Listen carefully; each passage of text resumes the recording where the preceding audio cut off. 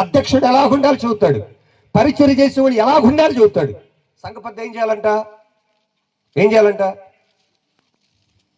కోపపడేవాడు, ఇద్దరు భార్యలు ఉండేవాడు సంఘంలో పెద్ద కాకూడదు. హల్లు చెప్పండి. అటువంటి వారు ఈరోజు సంఘాల్లో వారి జీవితం ఎలాగున్నా కానీ ఏం కావాలి? సంఘంలో సంఘ పెద్ద కావాలి. లేదంటే పాస్టర్ గారు వెళ్ళిపోవటమే. అలా ఉండకూడదే అని చెబితే ఏం చేస్తున్నారు? పాస్టర్ గారు మారిపోయటమే, వాళ్ళ సంస్థలు చెప్పటమో లేదు ఇంకొకటి చేయటమో. మనకి నచ్చనటువంటి పనులు. కోలాహుని తిరుగుబాటు చేసేవాడు. అందుకే నేను చెప్పాను, తన కంపు తానికి ఇంపుగా ఉండేది. తన జీవితాన్ని కనుక ఎత్తు చూపితే ఎలాగుందంటే ప్రజలకు ఈరోజు రోషం వస్తుంది. మారు మనసు పొందండి, పరిశుద్ధతని కాపాడుకోండి, పాపాన్ని విడిచిపెట్టి నేను మాట్లాడితే కోరాహు వచ్చినటువంటి కోపం, ఆ తిరుగుబాటు, లోపడినటువంటి స్వభావాలు, మారు మనసులైనటువంటి క్రైస్తవులు ఈరోజు చాలా మంది బ్రతుకుతున్నారు. సేవకులు బ్రతుకుతున్నారు, విశ్వాసులు బ్రతుకుతున్నారు.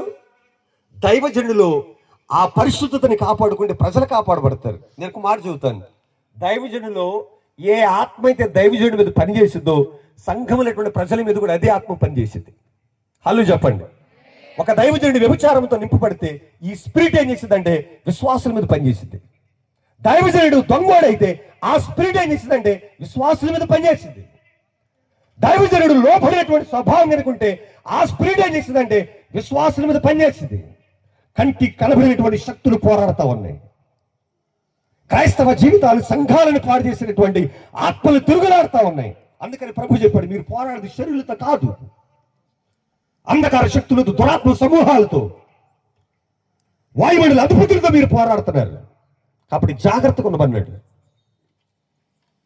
కోరం అదే ఆత్మ కలిగి, దైవజనులు ఎదిరించినటువంటి అధికారాన్ని కలిగి, తిరుగుబాటు చేసే స్వభావాన్ని కలిగి విరోధంగా మాట్లాడుతూ ఉన్నాడు. దైవజనుడు చెప్పాడు, రేపు రండి. ఎక్కడికి రావాలి?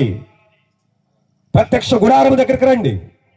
ఎవడ పరిశుద్ధుడో, ఎవడ నీతివంతుడో దేవుడు అక్కడ తెలియపరుస్తాడు. చూడు, మనం బైబిల్ మనం చదువుదాం. ఒక చక్కటి మాట మనం చదువుదాం. పరిశుద్ధ గ్రంథంలో మనం చదువుదాం. 11వ వాక్యాన్ని మనం చదువుదాం. 10 నుంచి కూడా మనం చదువుదాం. ఆయన నిన్ను నీతో లేవీలైన నీ గోత్రపు వారిని చేర్చుకొనింది కదా, అయితే మీరు యాజకత్వాన్ని కూడా కోరుచున్నారు. ఇందు నిమిత్తము నీవును నీ సమస్త సమాజం యెహోవాకి విరోధంగా పోగై ఉన్నారు. అహరోను ఎవడు? అతనికి విరోధంగా మీరేలా సనగనేలా అన్నారు. హల్లు చెప్పండి. ఏం కోరుతున్నారంటే వాళ్ళు యాజకత్వాన్ని